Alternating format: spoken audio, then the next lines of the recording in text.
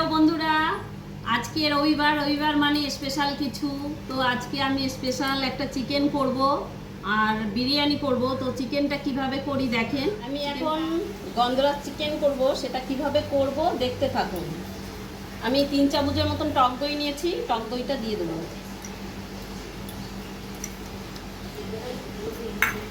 আজ আমি পেস্ট করে রেখেছি, পেঁয়াজ পেস্টটা দিয়ে দিলাম। আদা রসুন আমি 4 চামচের মতন দেবো। আমার এই 1 কেজি 250 মাংস।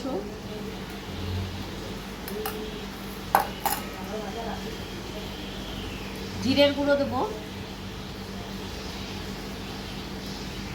1 চামচ, 1.5 চামচ।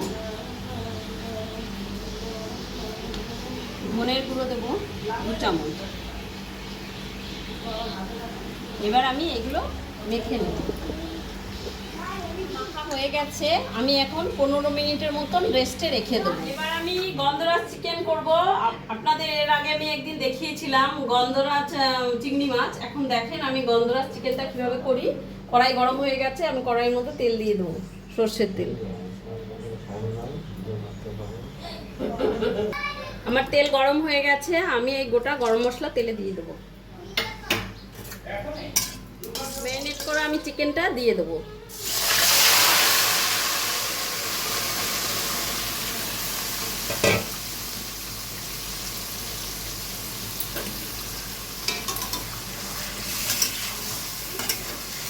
কাঁচা লঙ্কার পেস্টটা দিয়ে দেবো।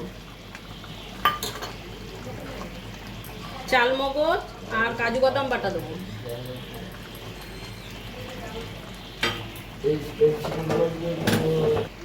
আমি এখন লঙ্কার গুঁড়ো দিয়ে দেবো 1.5 চামচের মতন।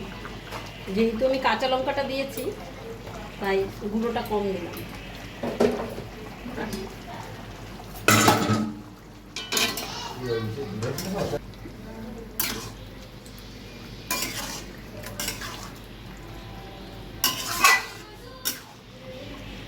আমি গামলা ধোয়া জলটা দিয়ে দিলাম,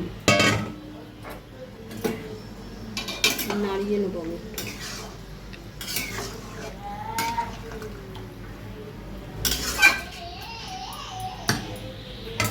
এখন আমি ঢেকে দেবো 5 মিনিটের মতন। এখন আমি ঢাকনাটা খুলে নেব। দেখেন বন্ধুরা, তৈরি হয়ে গেছে আমার গন্ধরাজ চিকেন। এখন আমি নামিয়ে নেব, আপনারা করে খেয়ে দেখবেন।